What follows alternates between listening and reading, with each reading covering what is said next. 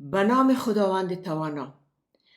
5 میزان 1402 یا 27 سپتامبر 2023 برابر است به 27مین سال روز شهادت فرزند صدیق وطن شهید دکتر نجیب الله و برادرشان شهید جنرال احمدزی که توسط دشمنان صلح، آرامش و ترقی افغانستان از پاکستان به کابل اعزام شده بودند می باشد.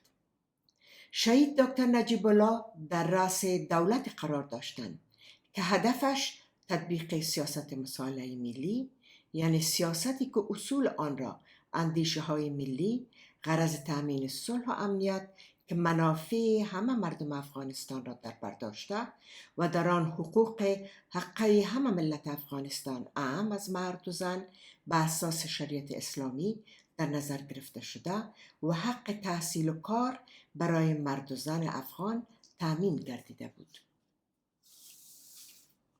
شهید دکتر نجیب الله به صراحت و بارها رسما اعلام نمودند که در صورت ختم جنگ و تحقق صلح هیچ امتیازی برای خود قائل نیستند و همچنین بارها هشدار دادند که در صورت عدم تحقق صلح چه حوادث ناگوار در کشور اتفاق خواهد افتاد.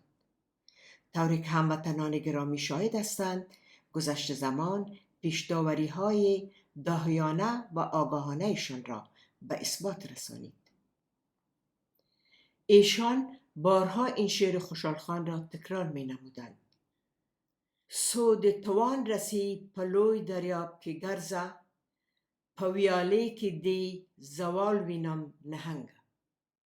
جا دارد شهادت این مرد بزرگ و فرزند راستین افغانستان را به هموطنان آزاد اندیش و صلح دوست تسلیت عرض نموده برای شهید راه آزادی و صلح دکتر نجیب الله و جنرال احمدزی شهید و دیگر شهدای وطن از بارگاه الهی طلب غفران و آرامش روح نموده و آرمان‌های والای آنها را که برای تأمین آزادی و صلح در وطن داشتند برآورده کند. آمین.